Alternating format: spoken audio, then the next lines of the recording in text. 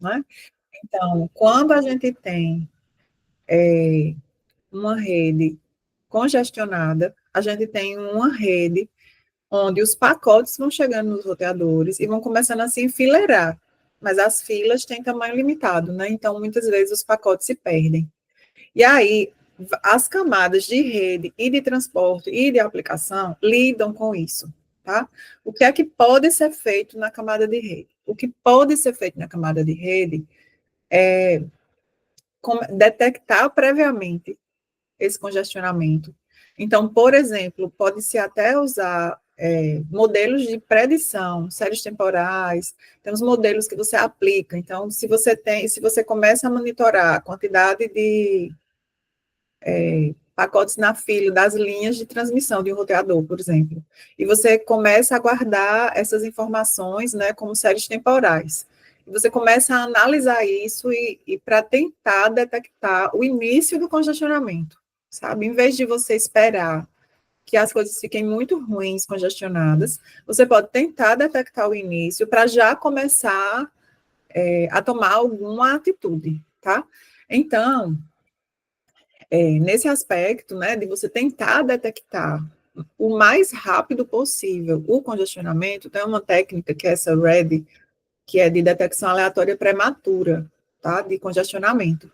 Então, nessa técnica, ele tenta detectar rapidamente que está havendo, que está iniciando o congestionamento, ou que já tem congestionamento, né, mas que seja o mais rápido possível, e a partir desse momento, pode-se começar a avisar a origem desses pacotes que existe um congestionamento, tá? Então, tem algumas formas, né? Eu posso avisar de forma não explícita, que é simplesmente eu posso começar a deletar pacotes, né?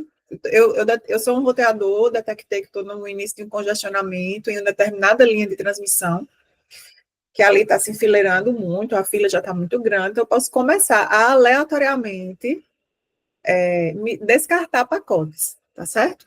Por que, que o aleatório funciona nesse caso? Porque quanto mais pacotes vêm de uma determinada origem, maior a chance de um desses pacotes ser descartado, e aí quando a origem desses pacotes, né, quem está enviando os pacotes, percebe que foi descartado o pacote, ela pode tomar alguma atitude, tá certo? Na camada de rede, nenhuma atitude vai ser tomada na camada de transporte ou aplicação, porque quem está querendo enviar dados são as camadas de cima, né? A camada de rede está ali só para servir. Mas não existe isso de uma máquina na camada de rede dizer, vou enviar um pacote do nada, né? A não ser que seja dos protocolos de roteamento que eles precisam conversar. Mas, tirando isso, os pacotes que vão gerar o congestionamento provavelmente vêm de camadas, são mensagens que vêm de camadas superiores, tá certo? Então, quando, por exemplo, eu tenho o protocolo TCP, que está acima da camada de rede, está na camada de transporte. Quando esse protocolo está, né, sendo usado na camada de transporte e ele percebe que tem pacotes sendo descartados, ele já começa a diminuir o ritmo de transmissão de pacotes, tá certo? De mensagens. Outra forma também que pode ser feita, e é feita nessa detecção aleatória prematura, já que eu detectei prematuramente, eu não vou descartar nada, mas eu vou marcar esse pacote, depois a gente vai ver no TCP/IP onde é que isso é feito, eu vou marcar esse pacote como sendo um pacote que passou por congestionamento. Aí esse pacote essa mensagem vai chegar até o destino. Lá no destino, no host de destino, quando esse pacote for recebido, ele vai ser, ele, o host vai saber que teve um congestionamento ali. E aí, quando ele for mandar a resposta dessa mensagem para a origem, né, que tinha mandado esse pacote, ele já manda marcado que está tendo congestionamento. Então, eu não descarto nada, mas na resposta para essa fonte que está transmitindo muitos dados, eu respondo com os pacotes marcados como que está tendo congestionamento, reduz aí tua velocidade, tá?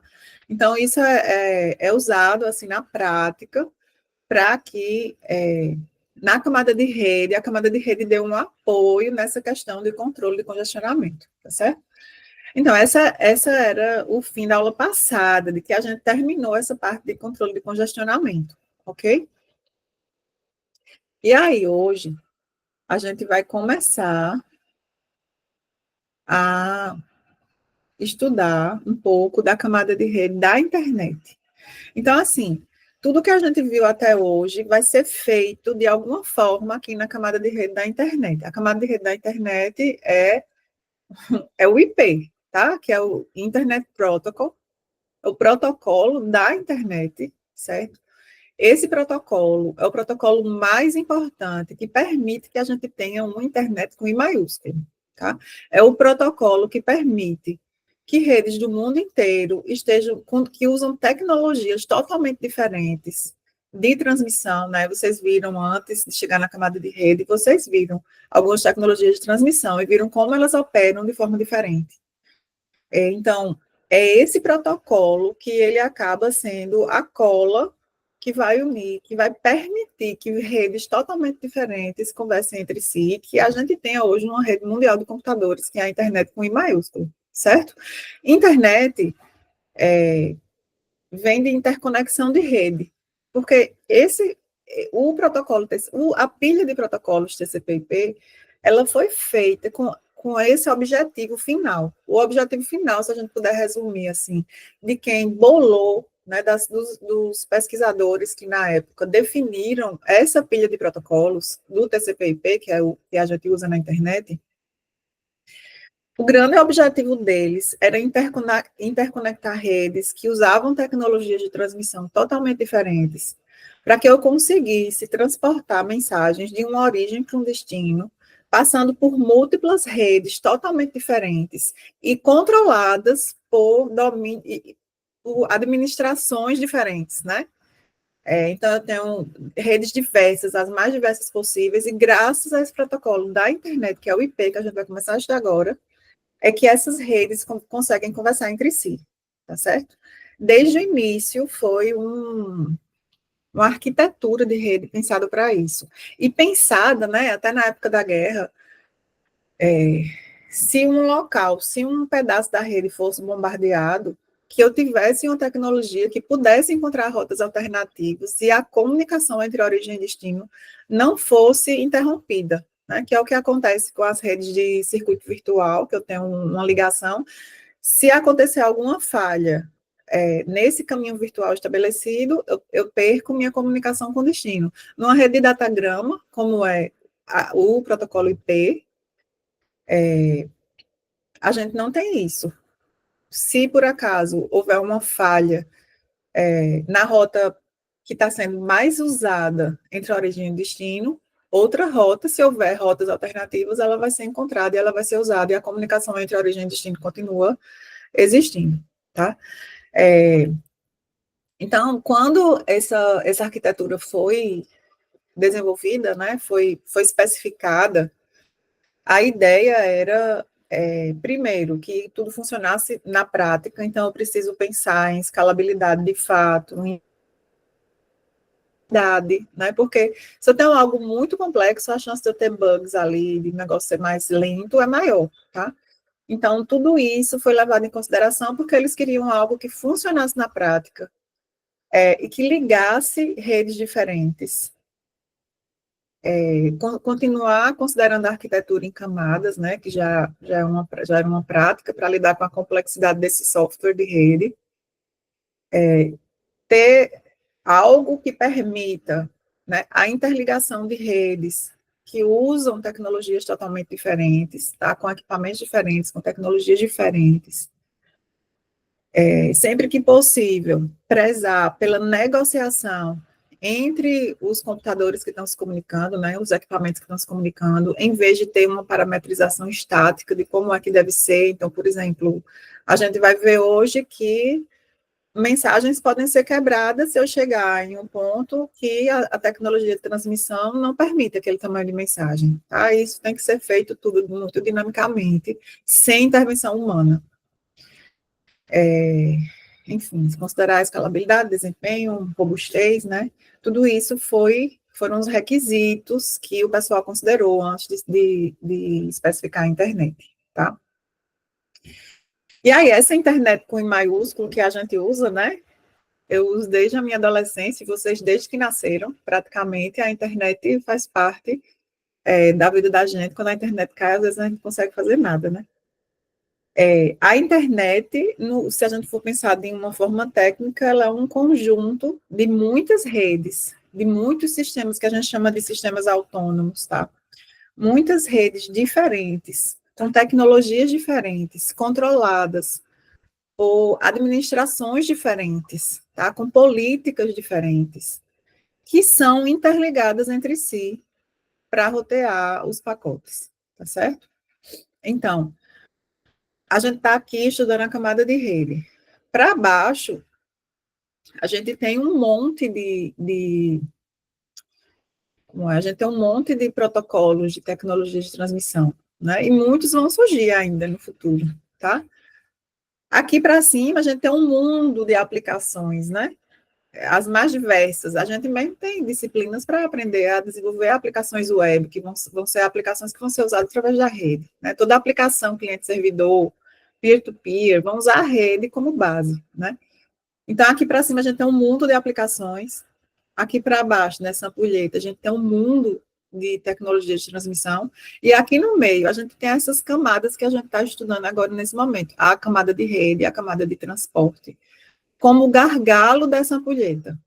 Se eu estiver usando IP, não importa o que eu estou usando para baixo, não importa o que vai vir para cima, vai dar certo. Eu vou me comunicar na internet.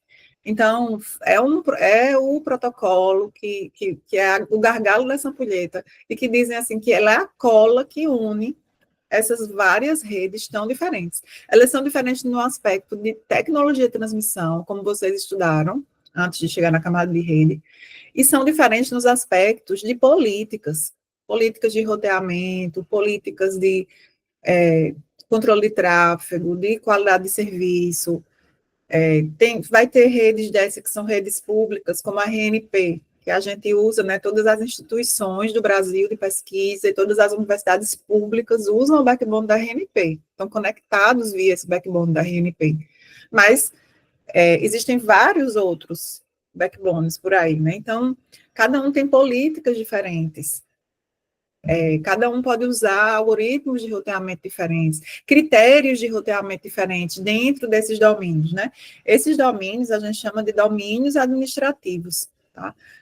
Ou sistemas autônomos. Eles são domínios administrativos porque eles são de uma determinada instituição, né? Então, a gente tem os provedores de internet, né? Que vão ter muitos roteadores aqui, vão ter também seu backbone, e já não é mais público como é o da RNP, né? A RNP, na verdade, contrata esses provedores e paga esses provedores para que a gente tenha acesso à internet, né? Então, a rede mundial de computadores, que é a internet com I maiúsculo, ela usa o protocolo de rede IP para permitir que esses vários backbones sejam conectados entre si. A gente chama de roteador de borda, esses roteadores que conversam com um roteador de borda de outro domínio administrativo, tá certo?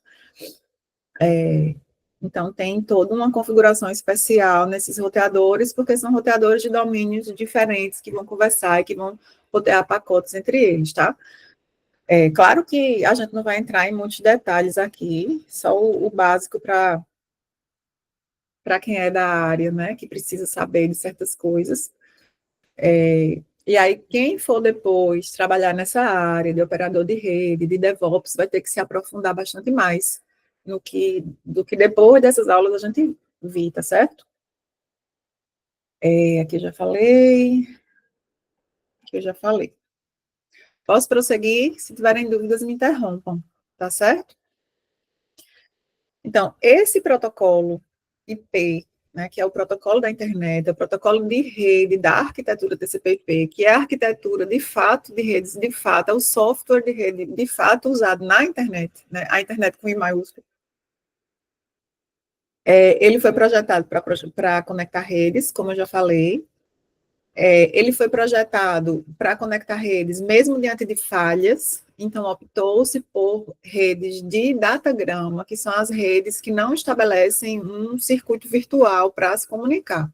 os pacotes de uma comunicação entre origem e destino são enviados independentemente uns dos outros. E eles podem, inclusive, seguir rotas diferentes até chegar a um destino. Então, se eu tenho um host aqui, conversando com esse host aqui, esse pacote que sai daqui, cada pacote que esse host de origem envia para esse host de destino, cada pacote vai ser enviado e roteado independentemente. Significa que esse host vai ter que enviar para algum roteador, né? No caso esse, que é o roteador ligado a ele. Esse aqui tem que tomar uma decisão de roteamento por pacote. Cada pacote vai ser roteado de forma diferente. Então, tem um que pode ser roteado aqui por cima, aqui por baixo e chegou aqui. Outro pode ser roteado já aqui por baixo, daqui veio por cima, aqui veio por esse lado de cá e chegou aqui. Então, eles podem seguir caminhos diferentes, porque eles são roteados de forma independente, e por isso eles podem até chegar no destino em ordens diferentes, tá certo? A rede, esse protocolo IP, ele foi desenvolvido para... ele não tem garantia de que um pacote enviado por uma origem vai ser, de fato, entregue para um destino.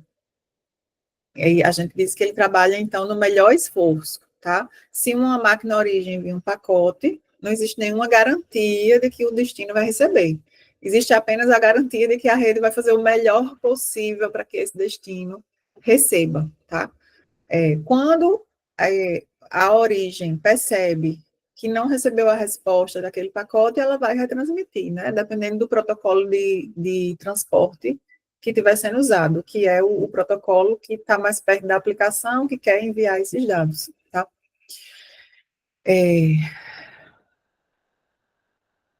Então, a camada de cima, que é a camada de transporte, ela vai solicitar a camada de rede que envie mensagens, tá?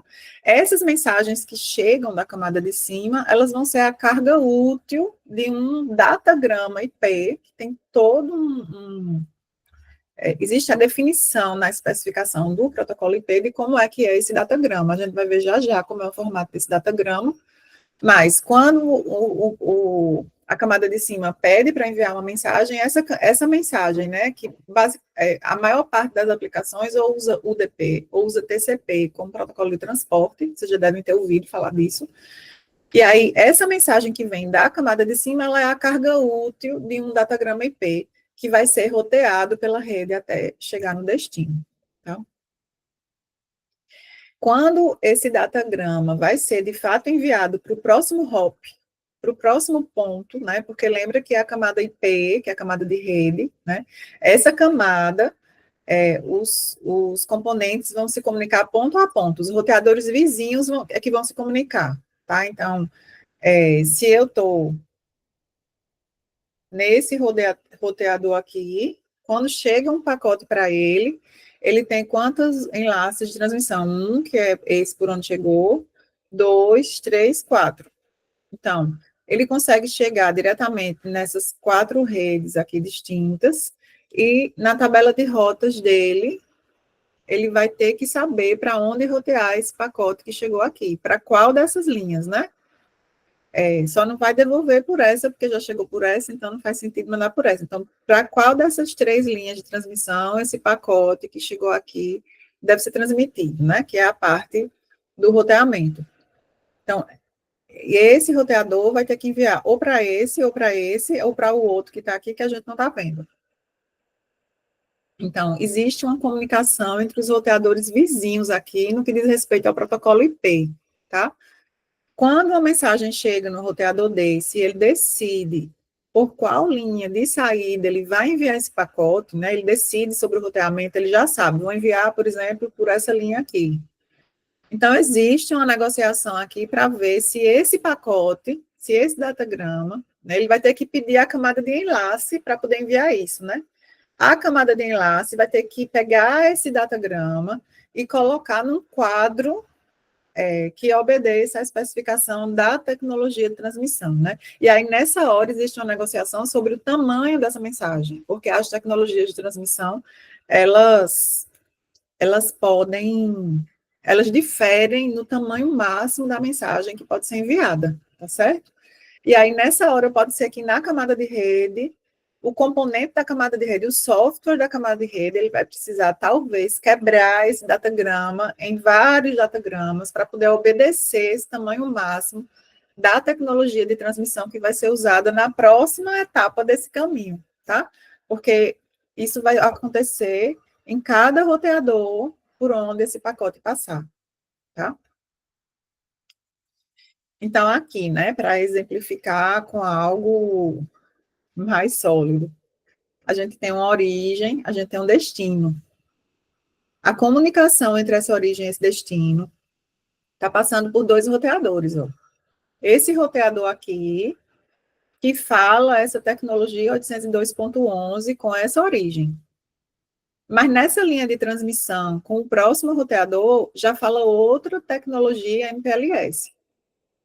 Esse roteador, quando chega aqui o pacote, ele tem que entregar para esse destino, já é outra tecnologia de transmissão, Ethernet, né? Lembra que lá para baixo da camada de rede eu posso ter as mais diversas tecnologias de transmissão, as já existentes e as que ainda vão ser criadas para o futuro, tá certo? Então, quando essa mensagem aqui, ó, tanto na origem quanto no destino, a gente tem software em todas as camadas, até chegar em aplicação, tá? Os roteadores, dependendo da qualidade deles, eles podem até operar em camadas superiores, mas para o roteamento, os pacotes só vão chegar até a camada de rede. Aí o que é que vai acontecer? Nessa origem, algum protocolo de transporte, TCP, por exemplo, solicitou a transmissão de uma mensagem. E aí, pegou essa mensagem e passou para pedir ao serviço de rede que transmita aquela mensagem. O serviço de rede, ele vai pedir ao serviço de enlace para transmitir, né? Através do meio físico. E aí, aquele datagrama IP que foi, ó, essa parte branquinha aqui, é a mensagem que chegou lá da camada superior. Aí isso vai ser a carga útil de um datagrama IP, e o datagrama IP vai ser a carga útil de um quadro da tecnologia específica que vai ser enviado. Isso vai acontecer em toda vez que chegar em qualquer roteador e na máquina destino. Então, esse datagrama vai ter que passar a ser a carga útil de um quadro, aqui nesse caso, da tecnologia 802.11. E aí sim esse quadro vai ser enviado. Quando chega nesse próximo roteador, esse quadro vai ser recebido pela camada física, e quando chega no enlace, ele vai ser avaliado, tem todas as atividades que essa camada vai fazer, de verificar se o checksum, se está tudo correto, então as verificações que são feitas. Estando tudo correto, vai pegar a carga útil, que era o datagrama IP original, e vai passar para a camada de rede agora desse roteador. Aí aqui esse datagrama vai ser lido, vai ser visto quem é o endereço de destino, vai ser consultada a tabela de rotas desse roteador, e aí ele vai decidir que vai mandar por essa linha de transmissão, de saída, para esse roteador aqui. Então, aqui houve a decisão de roteamento nesse nível. Perceba que não sobe para a camada de transporte, estou na camada de rede aqui. E aí, esse datagrama vai ter que ser agora a carga útil de um novo quadro, porque a camada de rede vai pedir a camada de enlace física para transmitir, a camada de enlace para transmitir esse quadro, essa mensagem, que é esse datagrama IP. E agora isso vai ter que ser enquadrado agora num quadro de outra tecnologia, MPLS. Então, está aqui o datagrama IP, agora nesse quadro dessa outra tecnologia. Aí vai ser transmitido. Quando chega no próximo roteador, vai acontecer a mesma coisa.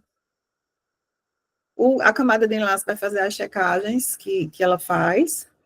Depois, estando tudo correto, vai pegar a carga útil desse quadro e vai passar para a camada de cima, que é a camada de rede.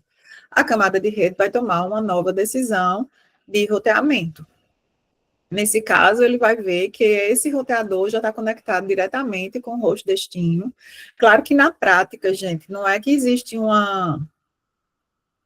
É só para a gente... para ver se todo mundo Entende? Porque isso é uma coisa que deve ter sido visto já antes, quando vocês viram a camada de enlace, tá? Na prática, não é que existe uma conexão direta desse roteador com esse destino, não. Especialmente aqui que a gente está falando de Ethernet, existe provavelmente, né, um switch aqui no meio, esse roteador está ligado num switch, e esse switch conectado a vários hosts. Então, como um switch, ele só opera, né, um switch, ele só opera até a camada de enlace, tudo que esse switch vai receber, ele pode, depende de como, de quão bacana, de quão caro foi esse switch, tá? Mas esse roteador, se só tem um switch aqui entre ele e esse destino, não existe nenhuma decisão de roteamento que precise ser tomada para que esse roteador converse com esse destino, tá? Então, para esse roteador conversar com esse destino, é só passar pelo switch e chegar no destino. Então, esse roteador vai ver que ele está conectado diretamente a essa rede dessa máquina destino, e aí ele vai entregar diretamente a esse destino, colocando o endereço MAC dele, que ele vai descobrir, né, através do protocolo ARP, o endereço físico desse destino, para que esse destino receba essa máquina aqui na entrega final, esse pacote na entrega final. Então, a gente vê que em cada ponto, em cada hop, por onde os pacotes passam, esse pacote sobe até a camada de rede para que haja uma decisão de escalonamento, de roteamento. E aí, esse pacote, depois que essa decisão é tomada, ele vai descer para que a camada de enlace possa enviar, de fato, né, junto com a camada física, esse quadro. E aí, nesse caminho aqui, né, o datagrama IP, ó, ele aparece aqui. Ele vai ser a carga útil desses quadros, mas em cada comunicação aqui, ponto a ponto, se a tecnologia vai mudando, quadros de tecnologias diferentes vão sendo enviados ponto a ponto aqui entre os roteadores, até que chega no destino final. Nesse momento, né, que esse datagrama IP vai ser enviado por uma tecnologia aqui, por exemplo, 802.11, pode ser que esse datagrama aqui seja muito grande, e essa tecnologia aqui não consiga uma carga útil tão grande como essa que está aqui, e ele tenha que ser quebrado, tá certo? E a camada de rede faz isso, é uma fragmentação dos pacotes IP que a camada de rede faz aqui. E aí, se esse pacote aqui foi fragmentado, só aqui no destino é que ele vai ser recomposto para ser entregue à camada de transporte, tá certo? Essa fragmentação vai acontecer porque depende da quantidade de bits, né, que uma tecnologia consegue transmitir em um quadro. Aí isso vai mudar de tecnologia para tecnologia, certo? Isso se chama MTU. Quer dizer, se eu conseguir descobrir, né, porque a gente não tem, numa camada de rede da internet, a gente não tem circuito virtual, é datagrama, não tem estabelecimento de conexão. Então, à medida que os pacotes vão sendo enviados, dinamicamente, vai sendo conhecido qual é a quantidade máxima de dados que eu consigo transmitir a um quadro daquela tecnologia, tá? Quando a gente olha para um caminho inteiro, vamos supor que nesse caminho inteiro, quem limita mais, por exemplo, sei lá, essa tecnologia MPLS. Então, a quantidade de dados que ela consegue colocar como carga útil em um quadro MPLS é menor do que a quantidade de dados que a tecnologia 802.11 permite em um quadro 802.11, e é menor do que o que a tecnologia Ethernet permite. Então, essa tecnologia aqui vai limitar o tamanho das mensagens que vão ser enviadas se eu olhar para o caminho todo. Ela vai determinar qual é o máximo, qual a máxima unidade de transmissão, certo? Mas isso, no protocolo IP, ele é descoberto dinamicamente, porque os pacotes vão sendo enviados e isso vai sendo descoberto. Algumas aplicações preferem descobrir logo sobre isso, né, ter uma ideia disso, para já enviar mensagens no tamanho adequado e a camada IP não precisar fragmentar nada para elas, tá? mas não são todas que vão fazer isso. Então, existe uma flagzinha no datagrama IP que diz não me fragmente. Se eu tenho um datagrama IP que tem essa flag ligada, a camada de rede ela não vai poder fragmentar esse pacote aqui no meio do caminho. E aí, se no meio do caminho ela não fragmenta, esse pacote vai chegar truncado aqui no destino. E aí eu consigo descobrir qual o MTU do caminho que foi usado aqui para chegar nesse destino, certo? Então, uma forma de descobrir dinamicamente, mas em todo caso, a camada de rede também pode fazer as fragmentações dos pacotes, tá? Aqui tem os valores, né? Vocês estão entendendo por que é necessário essa fragmentação? Porque a tecnologia de transmissão, ela pode limitar. O pacote, o datagrama IP, ele pode ir até 64 kilobytes, tá? Mas as tecnologias de transmissão, elas transmitem muito menos em um quadro. Então, se eu estiver usando Ethernet, é 1.500 bytes. Então, se eu tiver um datagrama de 64 kilobytes, eu tenho que quebrar em uns 50 e poucos fragmentos, se eu estiver enviando pela tecnologia Ethernet, por exemplo, 802.11, 2.272 bytes. Então, tem esses números aí cabalísticos que as tecnologias de transmissão usam e o protocolo da rede tem que negociar isso, entender isso quando vai pedir a transmissão e, se for necessário, fragmentar os datagramas IP para que esses quadros possam ser enviados por aquela tecnologia, tá certo? Beleza até aqui? É. Então, isso aqui tudo a gente já falou. Quando o tamanho do pacote é maior que a carga útil da tecnologia de transmissão, o pacote tem que ser fragmentado, né? Na camada de rede da internet, né, no IP, que é esse que a gente está estudando, o protocolo IP, uma vez que ele fragmenta um pacote, ele só reúne de novo os fragmentos para compor o datagrama no destino final, tá certo? Então, se essa origem, né, se o pacote, para chegar até esse roteador, já foi fragmentado, vamos supor que ele foi fragmentado em 3 fragmentos diferentes, ele foi enviado em 3 quadros desse. Então, esse pacote original, ele foi quebrado e foi enviado em 3 quadros desse para esse próximo roteador. Quando esses 3 quadros chegam aqui, esses 3 datagramas chegam aqui, né? Ele vai chegar a 3 quadros. Cada quadro, ele vai remover, depois da checagem, ele não vai remover o datagrama IP para entregar aqui para a camada superior, que é a camada de rede. Né? A camada de enlace remove isso, faz as checagens necessárias, pega a carga útil, que é o datagrama IP, e entrega para a camada de rede. Aqui, na origem, ele tinha enviado um só, mas ele foi fragmentado em 3. Então, eu vou receber 3 quadros aqui, e agora, a partir de agora, esses 3 datagramas que vão ser extraídos desses 3 quadros distintos, eles vão passar a ser roteados de forma independente, tá? Então, eles vão ser roteados de forma independente. Se aqui eu precisar fragmentar esses 3, eu precisar fragmentar cada um em 2 ainda, então eu vou ter 6 datagramas IP agora, que são equivalentes a esse original que foi enviado. E eu tenho 6 que vão ser roteados de forma independente. Quando chega aqui no destino final, a camada de rede, né, vai ter flags nesse datagrama IP, que a gente vai ver já já, que vão ser usados para recompor o datagrama original que foi enviado para poder ser entregue na camada de transporte, tá certo?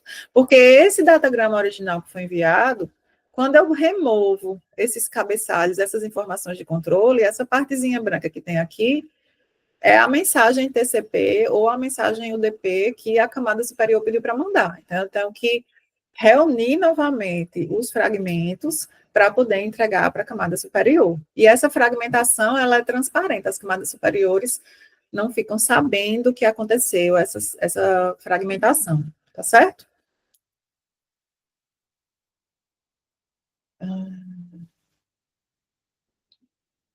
Já já, quando a gente for ver o modelo do pacote do datagrama IP, aí eu digo, porque vão ter partes dessas informações de controle aqui, que a gente tem no cabeçalho desse datagrama, vão ser usados para controlar essa fragmentação. Tá? Uns fragmentos recebem um número, um deslocamento dentro do fragmento e um bit para dizer se é o último, para permitir que no destino aqueles fragmentos sejam reunidos na ordem correta, porque eles, inclusive, podem chegar em ordens diferentes, né?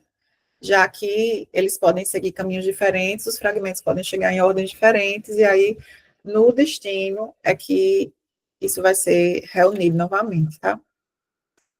Então, por exemplo, se na camada, se no primeiro ponto, né, se ao ser enviado, né, aqui, isso aqui era essa mensagem aqui, A, B, C até o J, é a mensagem que a camada de transporte pediu para passar, por exemplo. É só um exemplo, tudo isso é tirado do livro, depois dá para vocês estudarem. Aí, isso aqui é o número desse pacote.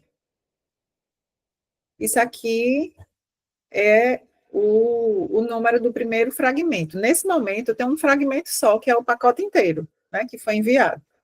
E isso aqui é o bit para dizer se é o último. Então, esse é o fragmento 0 e é o último fragmento dessa mensagem, tá? Então, é um pacote que não foi, é um datagrama que não foi fragmentado. Se quando ele chegar em algum roteador, né, em algum ponto do caminho, a tecnologia de transmissão daquele ponto não permite que uma mensagem desse tamanho seja enviada, então esse datagrama vai ter que ser fragmentado, né?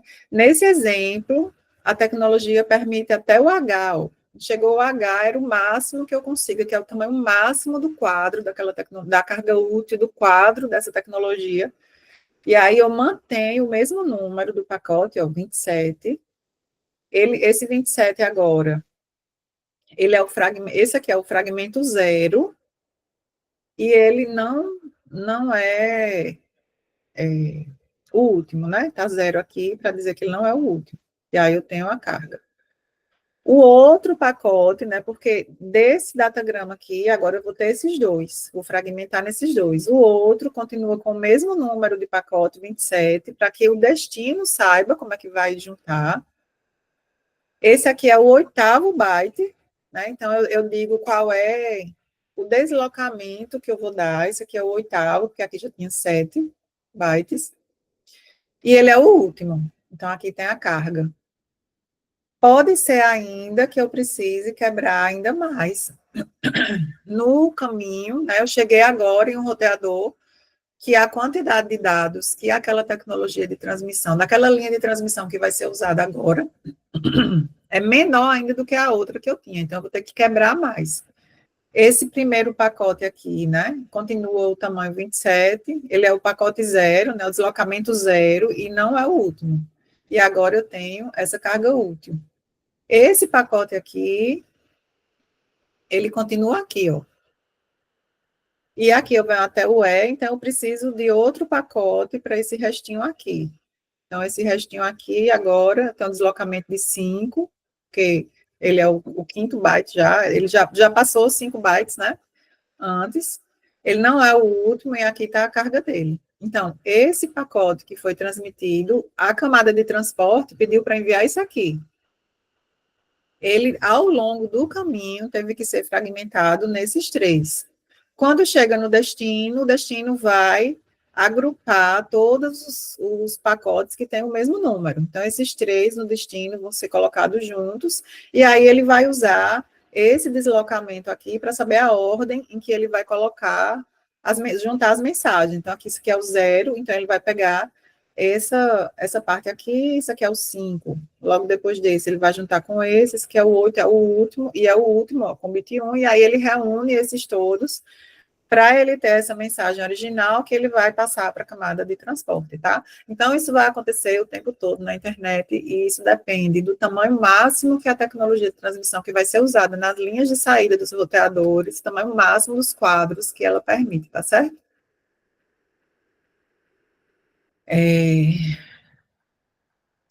O serviço da internet, que não é orientada à conexão, não, é uma rede de datagramas, funciona parecido com os Correios, muito parecido, né? Quando a gente vai enviar, antigamente, quando a gente usava os Correios para enviar cartas, eu vou enviar uma carta para a Austrália, por exemplo. Isso não vai ser, é, não vai ser ter um caminho estabelecido até chegar lá, né? Isso vai chegar em algum ponto de distribuição aqui de João Pessoa, aí daqui eles vão olhar o país, né? Se o país for Brasil, aí eles vão olhar qual é o estado. Aí olha o estado para mandar para um ponto de distribuição daquele estado. Isso é o roteamento, né? E existem muitos pontos de distribuição, uma carta de uma origem para o destino pode ser enviada por rotas diferentes. Então, da mesma forma, acontece na internet, só que é um serviço que os seres humanos não se envolvem, são as máquinas que vão tomar essas decisões de roteamento. Esses pacotes vão ser enviados de roteador para roteador, até chegar na máquina destino, e cada vez que chega no roteador, ele tem que decidir qual é a linha de transmissão de saída por onde aquele datagrama vai precisar ir. E aí, quando ele descobre essa linha de transmissão de saída, ele tem que também descobrir se esse datagrama tem que ser quebrado, por conta do tamanho máximo da carga que aquela tecnologia de transmissão permite, certo? E os pacotes entre a origem e destino não vão seguir. Isso aqui é um resumo do que a gente viu até agora, certo? Eles não vão seguir o mesmo caminho. Então, a gente vê aqui na camada de rede, a gente já viu duas funções muito importantes dela até agora, que é a parte do roteamento, né? Que é a parte de decidir qual é a linha de transmissão. Chegou no roteador, que linha de transmissão vai ser usada para rotear aquele pacote, e a parte de fragmentação para permitir que aquela tecnologia de transmissão envie aqueles dados. Né? Eu tenho que obedecer a quantidade máxima de dados que aquela tecnologia de transmissão permite. Tá? Então, a camada de rede roteia e ela negocia o tamanho da carga que pode ser enviada para a camada de baixo e fragmenta os pacotes, e no destino ela vai reunir os fragmentos para recompor o pacote original, tá? Depois que todo o roteamento acontecer até o destino daquela mensagem, tá? Quero entrar uma dúvida até aqui?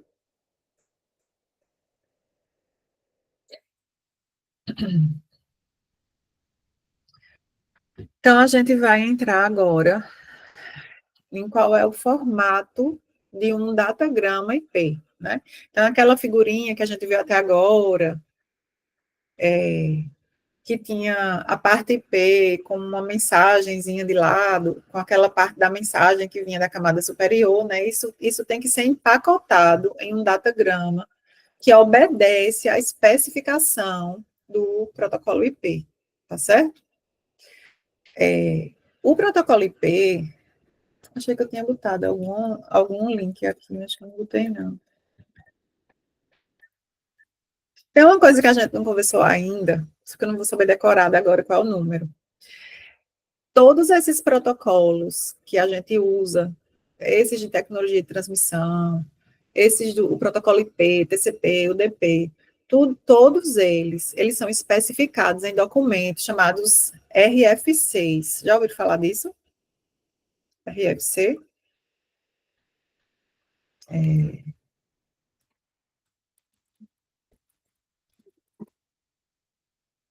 ó, RFC 791. Ixi, como é velho. De 81. Mais velho que vocês. É, ó, aqui, RFC é de Request for Comment. É uma especificação que as pessoas fazem, que os estudiosos fazem, né? É um grupo, né, de pessoas que participam desses fóruns e que eles se reúnem para especificar os serviços, tá?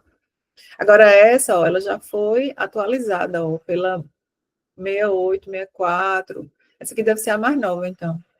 Mas essa aqui, ó, ela fez a atualização da especificação do campo de identificação do IPv4, tá? Então, acaba que cada um tem um pedaço. Aí, e aqui foi o primeiro documento onde foi especificado esse protocolo, que a gente está estudando agora, certo? Então, tem escopo, interface, como é que é a operação. Eu imagino até que vai ter uma figurinha. Aí, ó, os exemplos, modo de operação, tudo está especificado aqui. A partir dessa especificação, que os desenvolvedores vão conseguir desenvolver, de fato, o software, e qualquer pessoa, é uma especificação tão aprofundada que qualquer pessoa que pegue para desenvolver, se segue a especificação, vai dar certo. Tá? Aqui, por exemplo, ó, é onde eles especificam como é o formato de um datagrama IP, tá? Qual é o cabeçalho, ó, Internet Header Format, qual é o formato do cabeçalho internet, que é o protocolo internet que está sendo definido aqui, tá? Toda mensagem que vai ser enviada na rede, ela tem uma carga útil e um cabeçalho, certo? Esse cabeçalho são mensagens de controle. Então, essas mensagens de controle, muitas vezes, quando você vai medir qual é a carga útil que sua rede está transmitindo, quanto maior é o cabeçalho, mais desperdício você está tendo de largura de banda para mandar informação de controle. O que você quer mandar mesmo é a carga útil, né, o cabeçalho, mas o cabeçalho, ele é importante para que o software da camada de rede, nesse caso, consiga se comunicar, porque foi estabelecido como é que é essa comunicação e qual é o formato dos dados e o significado de cada campo daquela mensagem que está sendo recebida lá pelo outro roteador, tá certo? Então, esses documentos de RFC, né, é onde tem todas as especificações. Qualquer protocolo que vocês imaginarem vai ter um RFC que vai especificar aquilo ali. Então, passa um tempo, tem discussões sobre aquilo, aquele negócio é melhorado, até que aquilo ali passa para poder ser implementado, tá certo? E é assim que funciona até hoje, tá? Deixa eu ver aqui, essa RFC aqui, ó, é uma especificação atualizada do campo ID do IPv4, certo? E aí, provavelmente, ela vai ser menorzinha do que aquela outra. Ela vai dizer, ela é um update. Ela é uma atualização dessas RFCs aqui, e aí ela vai explicar aqui o que é que vai mudar em relação a essas outras especificações aqui, tá? E aí vai ter tudo aqui especificado direitinho. Então, tem umas documentações muito vastas, com as normas e com a especificação completa de todos os protocolos que a gente usa, de fato, ok? Então, isso aqui não é um negócio que... Isso aqui é algo que é tirado da especificação do IPv4. O que é o IPv4? É um endereço. Lembra na primeira aula que a gente teve, que a gente conversou um pouquinho sobre as responsabilidades da camada de rede, e uma delas era de endereçamento, né? De eu saber, de eu ter uma forma de endereçar as máquinas que compõem a rede, tá? Então, no protocolo da internet, o endereço se chama endereço IP, né? Todo mundo já deve ter ouvido falar disso. E a gente já viu exemplos em aulas passadas que eu mostro. O endereço IP são 4 números decimais separados por 3 pontos, né? É um número, ponto, outro número, ponto, outro número, ponto, outro número. Esse é o formato de um endereço IPv4, tá? E o datagrama dessa versão, ele tem esse formato aqui, porque ele vai, aqui tem o endereço de origem, endereço de destino, e aqui vai ser um endereço IPv4 e um endereço IPv4 aqui. Alguém já sabe o que é que significa esse negócio de IPv4, IPv6? Alguém já viu sobre isso?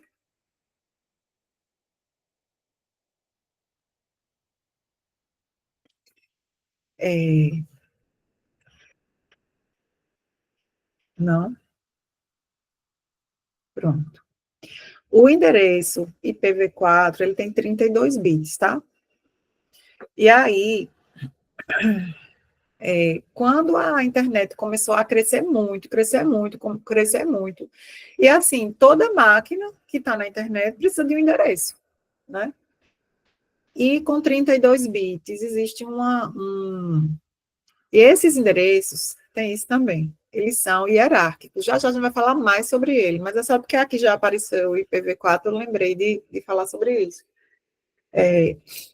Esses endereços, eles são hierárquicos. Quando vocês estudaram na camada de baixo, o endereço MAC é um endereço flat. É um número que vem, é hard-coded na interface de rede, né, nas interfaces de transmissão, e é um endereço flat. Ele não tem um significado feito o endereço da gente, que também é hierárquico, né? Eu tenho rua, tenho cidade, tenho estado, tenho país, né? É uma hierarquia que tem ali. Aqui também, mas aqui é uma hierarquia menor. Ele tem uma parte do endereço que determina a rede e uma parte que determina o host dentro daquela rede. Então, aqui lá no nosso campus, por exemplo, a gente vai ter muitas máquinas, todas elas estão em rede, todas elas, então, precisam de um endereço. A parte da rede é igual para todas elas, porque elas estão fazendo parte da mesma rede. O que vai mudar é a parte do host, certo? E, enfim, isso tudo limitou a forma como isso é feito. Era necessário ser feito assim, na verdade, para o roteamento acontecer de forma rápida, mas isso começou a limitar a quantidade, né? Eu não tinha mais IPs para distribuir, então eles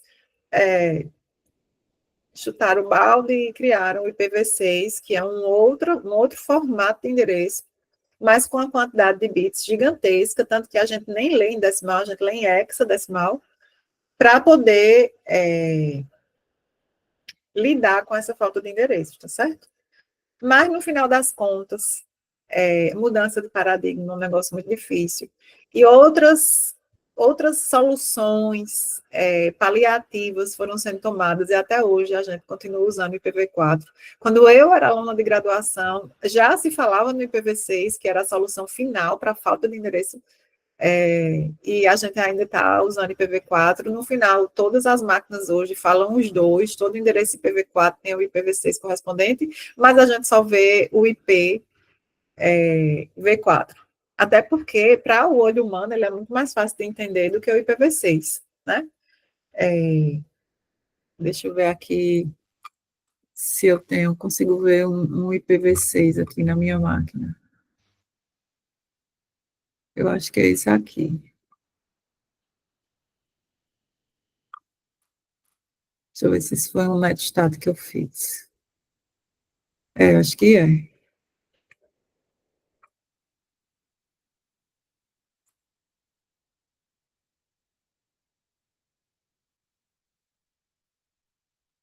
Ó, o endereço IPv6 vai aparecer com isso aqui que eu vou botar aqui no chat. O IPv4 é muito mais bacana, né? O IPv4 que eu estou usando hoje, deixa eu ver qual é.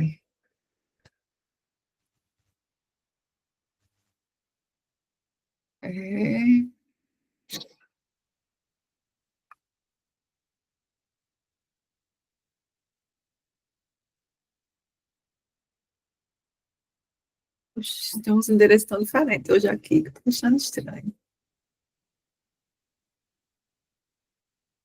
Que doideira hoje. Tô conseguindo nem achar meu próprio IP. Ué, mãe. Não é isso não que eu vou fazer, enfim. Minha rede era sempre uma rede. Ah, tá aqui embaixo. Eu não sei porque tá com os endereços tão diferentes, depois eu vou investigar. Bem, o endereço que eu tenho hoje, IPv4 é esse, né? E o IPv6 é esse de cima.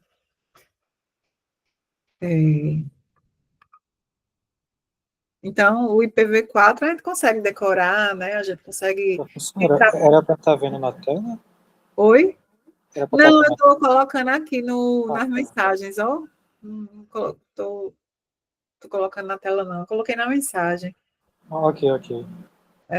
No chatzinho que a gente tem aqui de lado. Então, o IPv4 para o olho humano, ele é muito mais bacana, né? De ver, de decorar, e aí foram surgindo soluções paliativas que estão permitindo que até hoje a gente continue usando o IPv4, certo?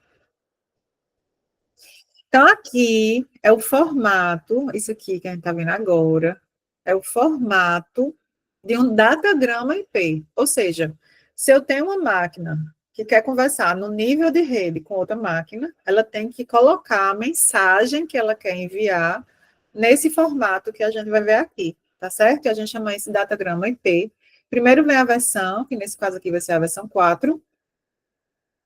Foi isso. Algumas pessoas vão ser removidas devido a um problema técnico. Vocês estão me ouvindo ainda? Sim.